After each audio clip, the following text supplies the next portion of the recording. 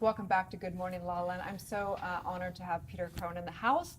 He was on Heal documentary. He is a thought leader in human potential. He works with individuals, athletes, and corporations. You also are a mind architect, a wellness engineer, and you use the wisdom of Ayurveda. Right? Hello. So glad you're here. Triple threat. It is a triple threat. Absolutely. Good to see you. Welcome to the show. So great to Yeah, have thank you. here. Have you always been a mind architect? Not until I decided to come up with the title. It's genius, Yeah, really. What does that mean? I came up with it because I felt so many of the other titles were contaminated with previous meanings. So I felt that by coming up with something that wasn't so commonplace, it would stimulate inquiry. Right, so versus saying I'm a spiritual teacher or I'm a life coach, Right. like sort of there's this presumption of what that means, whereas mind architect is not so commonplace. So the reason I came up with it is because then I get to sort of expand a little bit, because I feel what I do is so unique. Right. So I didn't want to sort of be pigeonholed. So I'm dying to hear about what you do with athletes. I mean, this is because this is a high level of human potential. It really is. Gosh, I mean, first of all, I feel so privileged I'm working with these people that have just dedicated usually 2-3 decades of their life to their craft, so they become like extraordinary at what they do. So it's a privilege to get into those sort of inner circles, but then to be able to recognize how powerful the mind is, and it's become much more commonplace now where in professional ranks of all sports, people are seeing that the discerning difference is mindset. Like, you know, most people anatomically are pretty gifted in terms of their craft. They've got all of the latest resources to make themselves the best they can be. But usually that differentiating factor is mind. So what I'm doing is sort of reprogramming those, what I call linguistic algorithms at the deepest level of our subconscious. So even if it's a 28, 38, however old that person is at the top of their craft, they're still going to have this foundation of often limitation based on these childhood narratives. So do you do it through biofeedback? Is that? No, I No. mean a combination of like, really, I think my superpower is listening. I'm usually the one that's saying less in the conversation. I'm really listening to what they're saying, and I just have the ability to sort of reverse engineer that. So if someone comes to me with whatever they consider to be their problem, which is ultimately superficial, so it could be anxiety, depression, addiction, relationship issues, can't lose weight, money issues, whatever the usual common bag of human issues are, I can reverse engineer that to what is the fundamental foundational construct that symptom can occur in, if that makes sense.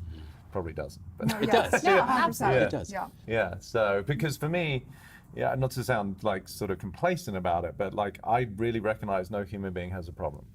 And that's just the reality I live in. Right. They have circumstances. I have circumstances. I just don't have one problem. You're a minister and you just don't even know it, right? Totally. No, just Yeah. knows the truth, right? That's the truth. It's So just- you've been called Buddha, Einstein, and Austin Powers combined. Yeah, Pretty hot, not gonna lie. That's the So- funniest description I've ever Right? heard. Yeah. I mean, that's so funny. But so in the Heal documentary, you talk a lot about the being a fight or flight. And that Yes. basically we can't heal if we are not, if we're constantly in that stress mode, we can't heal. We can't do that. Right. So how do you help people get out of that system? I think awareness is the first step, even having this conversation, right? Like, I think it's become commonplace for some people to understand fight or flight just as a general term, but to actually really get into the anatomy of our nervous system and our autonomic nervous system, the difference between sympathetic and parasympathetic. Like, every human being is just going to have that. Like, it's inherited, right? We have certain constructs because we're human. And having a fight or flight response is one of them. And it's very helpful if you were to step out in the street and a bus is coming and you suddenly catch it last minute, that sort of rush of adrenaline and cortisol is very helpful to get you out of the way. And in certain situations in life, it's life-saving. This really resonates very, very deeply with me. I have reflex sympathetic dystrophy, otherwise known as chronic radial pain syndrome. My parasympathetic nervous system was compromised, still is on a daily basis. For me, am in a constant state of fight or flight, constantly. Welcome to being human. But Yeah, most people, honestly. Yeah. Yeah, just to varying degrees, right? Like, so with that, and I didn't mean to interrupt, but it's like, even so when you say I'm in a constant state, the I that you think yourself to be, I would assert, is the precursor to the state you're in. Does that make sense? So one of my quotes, I'm writing my first book right now, and I write in quotes. So I say, there's no such thing as a person with a problem. The person and the problem are one and the same thing. Right? So the persona that you believe yourself to be is a construct that has been built up over many years. And so the symptoms that you have to be inextricably connected to the idea of yourself. That makes sense? Right. So it gets pretty deep, right? Yes, So, I love yeah, this. So okay. to me, it sort of harkens back to like some of the things that Ramana Maharshi used to talk about, which is self-inquiry. Yeah. Was he or people like him sort of part of your For sure. educational journey, or what would you say? Who would you say inspired you the most to sort of do what you do now? He was one of them. I mean, sort of part of my work, as Erin mentioned, is like in Ayurveda. So that's sort of this Eastern philosophy of healing, sort of the bedfellow of yoga. So many of the traditional Indian gurus, Ramana Maharshi, Srinivasagadatta was one of my favorites. So they really had that inquiry of who am I? Like as a true, like, who am I? Like, so to your point of like, whatever you believe your symptoms to be, it's not who you are, it's rather, it's an expression of who you think you are. Right? So, I'll tear it down right to the like nuts and bolts of our identity and see that there's actually no one there. And to know that truth, like from a spiritual perspective, we 100% believe the same. We're so powerful the moment that we even consider our identity, that we set motion, universal law into motion. And so all of the work is really an identity shift, right? But to know that truth versus actually to live that truth is two very different things. Totally. So to have that conversation with somebody is great, but how do you actually have them make that shift? Great question. I mean, to answer your question directly, I don't make him do anything, right? Like I'm simply a reflection. I'm listening, so I can only be an inspiration, a guide, or give insight, right? Ultimately, everybody's doing the work themselves. So there is a massive distinction between somebody knowing something and somebody being something. Especially in this town, it's sort of very prevalent, right? Like people are saying the right things. We're sort of inundated with great conversations that all sound like, Pollyanna-ish and woo-woo, and I'm spiritual and I'm eternal, and that's great, and you're still not paying a rent. It's like, so the way I do it is, it's a combination of like real, what I consider unconditional love. Like I accept people more than they accept themselves, and that starts to be the catalyst for embracing the imperfections of our humanity, because most people are resisting them, and that resistance creates fight or flight. So I promise at some level, you're not that special, but you will be resisting the idea of yourself, which creates that fight or flight response. So bringing love first, and then tough love, which is like to really get in some of my clients' faces. I have one of my show jumpers who's competing for the US right now in Europe call me, and she would slip straight into her sort of little girl fight or flight and was panicking, and I basically really got in her face because that's what she needed. And and then she did great, came fifth, and So you're doing it's a what we would call affirmative prayer, because affirmative prayer, there's two types. One is where you just know the truth, and the other is where you argue for the truth. And so it's almost so fascinating that the work's all the same. I mean, the work is all the same. It's all semantics, and it's so cool. So that's why I love these conversations, because you find the commonality in all of it. So true. But the cool thing about you with your clients is you get to see results. You get to see if it's like, 3 seconds faster. Cool. Like you get to see like where that shift has happened. With the athletes, it's so fun. I mean, I literally got a new baseball player like 3 weeks ago, and even the agent who introduced us, because I was working with another one of the agent's players who had like incredible results in the first 3 weeks. So this guy was sort of like very typical kind of skeptical, and so he said, listen, I don't hold up much hope, but we at least have a conversation. I'm sure. So within 10 minutes, the guy was all in. He's like, this is amazing. I can't wait. And that night, he had a game, and he went and hit 2 home runs in the game. And the agent was like, I don't know what the hell you said to this guy. And for me, it was as simple as I told him that because by virtue of the fact that he's reaching out, we've now started this dialogue, his future just got phenomenal. And the reason I gave him that piece of code was because his tendency, his like habitual way of thinking is that it's not going to work out. Right, so it was really the antithesis of the way that he's currently programmed to think, which is worst case scenario, which is very prevalent in humans, right? So worrying, which then stimulates present state of fear, which is then sympathetic, which then becomes self-fulfilling. So for me, I only had him for 10 minutes on the phone. I said, I just want you to know that your future just got phenomenal. When did you create a future that was phenomenal for yourself? When did you reprogram your mind? The biggest turnaround was in about 2001. What happened then? It was all about love. That's been my greatest catalyst. I love love. And I was what I thought was really in love with someone, which I was, but in a different way, right? I was looking through the lens of my little boy. My parents passed when I was very young. And so my egoic way of looking at the relationship was do everything I can not to lose her, right? You don't have to be a rocket scientist to see why, right? Because that's where I got hurt. And so when life set it up perfectly, as it always does for all of us, we're all beneficiaries. It will continue to present circumstances and people until you get it. It caused her to leave, right? So I became the desperate man doing desperate things. I couldn't sleep. I was calling on my buddies, like, how do I get it back? Until I realized the actual mechanism of my programming, which was I was looking through this story of loss. And what I realized is I'd never lost anything. And my parents passed. I didn't lose them. I wasn't in a shopping mall and couldn't find them, you know. So that was another construct that then created the fear of that happening again. But now I'm trying to avoid something that never happened, which is how most people live their lives and why they're exhausted. So profound. There's so much, and you made such a great point there earlier, because there are so many parallels between the incredible work you do and so many other things that I've read. You know, I can kind of see all the dots connecting. Yeah. Have you read much of A Course in Miracles? Is that part of your inspiration, or what do you feel I about haven't. that? I mean, I honestly haven't. I gleamed a little bit here and there. I've flicked through it, but I think more than anything, intuitively, I can feel into the content of the book without reading it. Like, if that makes sense, like to Erin's point, it all starts to point to the same thing eventually. And I think why I can do what I can do is because I genuinely know there's nothing wrong with anyone. Would you say that if somebody wanted to make a change in their life, that was the greatest insight that they not only had to understand but had to live out? What would you say to people that want to make any change? Maybe it's an athlete, maybe it's an actress, you know, maybe it's just somebody at home.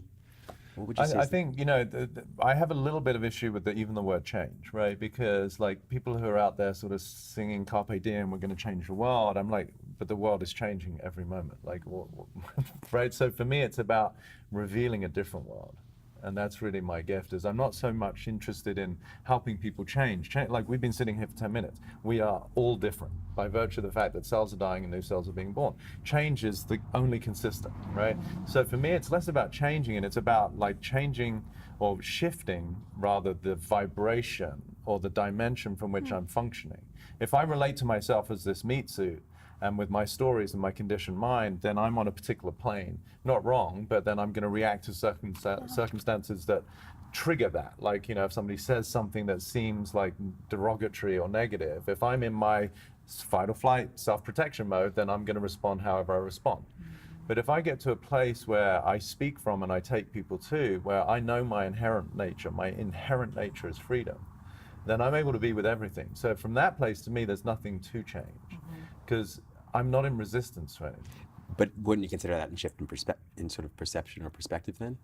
It is, but it's a vertical versus linear, is the way I sort of see it, right? So we're still here. Evolution question for you, because I think that obviously I can relate in that my addiction in life is growth. Is like, we're here to evolve. We're here. All of life is for us to grow, and I think that you're in that same, of course, mindset. Is there something in your own life that you are wanting to expand on, that you're still having resistance to in your consciousness, that you're wanting to have a breakthrough around for yourself? I just know. Because I feel so content where I am. And the quote I use even with my clients who are like either multimillionaires or just exquisite at what they do or not, it doesn't really matter, is you can be a masterpiece and a work in progress at the same time. So it's really about embracing who you are, where you are, and the distinction I use, explore versus search. Most people are searching. And searching, if you look at the underlying currents of that energy, it's coming from a place of lack. There's something wrong. And so I'm searching for more money, a better body, the right partner, a better job, a better home. None of which is wrong, but it leaves the system in a place of unrest. I'm an explorer more than into growth, which is I'm exploring, like, this is a new experience, and I get to meet people that I've never been with before. And that to me is expanding in my ability to embrace different parts of life. And I love that. Explore, not search. It's a powerful distinction, right? Yeah. And it's subtle, and that's sort of what I teach people, is these subtle distinctions. So I'm not necessarily, again, like I said earlier, changing anyone. I'm just giving them a different perspective. And it's one of my favorite quotes on my website by Proust, where he says that the journey of true discovery lies not in finding new lands, but in looking through new eyes. So I'm basically giving people new eyes, just without any scalpels. So beautiful. And it's wonderful that you're bringing it into corporations. I think that this work is, Yeah. we're just at the beginning of bringing it into business and into work and into it. And I think it's the great ones have known this, of course, already, because truth is truth, and what works is works always. But I think that it's exciting. It's exciting to know that this is becoming mainstream. It's becoming, an opportunity for all of us to grow and bring it into our leadership, our teams, and our business for sure. And our families, it's incredible how, like, I sort of tongue-in-cheek talk about, like, Jesus says, like, love thy neighbor as thyself. I'm like, that's beautiful, but how many people do you know love themselves? Like, and that's why they hate their neighbors, right? Like, so it's a reflection. So, again, it's like if we can really, as sort of tried as it might sound, like find that self-love for all my imperfections as well, then we really start to create this sort of understanding of what it means to be truly connected and intimately communed with our environment, our people, as opposed in resistance to it. Well, I think you and Rob should have some course for men out there, because you guys are So so interesting evolved, listening, right? so beautiful, so like up to extraordinary things, and it's really inspiring. I would You love are that. really Thank you guys inspiring, so much Peter. for Thank You're you. so sweet. I love, and I've been fortunate that girlfriends and guy friends have said, would you please, do a course about relationships too, because I think, there's a lot of movements right now in terms of obviously women empowerment, which I think is great. But I also think for men to understand the power of vulnerability, the power of sensuality, the power of sensitivity in a man, as opposed to this sort of external machismo, bravo kind of I'm the tough guy, which is all really a protection mechanism, and it's like get over yourself. So I think to be able to bring that harmony for people to be able to unite in a place of true intimacy that's got nothing to do with physicality, but really being with someone and connecting with people in a way that is honoring and revering and loving of all aspects of life. And I love what you said earlier about that, which is that it sort of starts with yourself, right? Learning to be intimate and vulnerable with just yourself. Yeah. Yeah. Good luck. Yeah, you're screwed. That's a long Oh, shucks. Yeah. So where can people find you to work with you? The easiest way is just through my website, petercrone.com, petercrone.com. And yeah, I mean, I'm not really that prolific out there. I've started an Instagram. You can check out Heal 3-4 weeks Documentary, ago. healdocumentary.com also, and you'll Yeah. see him in the great, extraordinary documentary on health, on healing, on what that looks like. And actually to heal, I mean, first of all, it's such a great project to be part of, and I'm very privileged, to be amongst these great teachers. But they're actually doing a summit right now with Hay House, which is pretty exciting. So I think that starts tomorrow. But all the information's on my site if people want to access the deeper conversations of all these 18 teachers doing, wonderful work out there. So It's a really phenomenal documentary. yeah, and this is Yeah. now with all the full interviews from all of us. Like I think I spoke to the producers for like over an hour, but they, I'm in the film for 5-6 minutes. So, Right. so I think they've taken all of the teachers, they got our full hour or whatever it is, and you get to access that. So that's another way to So find. great. We could Well, listen thank to you all day. Right? Yeah. Thank you so much. No, for all thank your you. work. It's Such a a pleasure, privilege. yeah. Such a privilege Yeah. to be here. I love what you guys are doing and sure. making a difference in the world. Well, thank you. You can find more information about the Heal documentary in the most recent issue of Focus magazine. Kelly Gores, who is the filmmaker behind the documentary, is gracing the cover, and we had the opportunity to interview her here as well. Stay tuned, you guys. We'll be right back.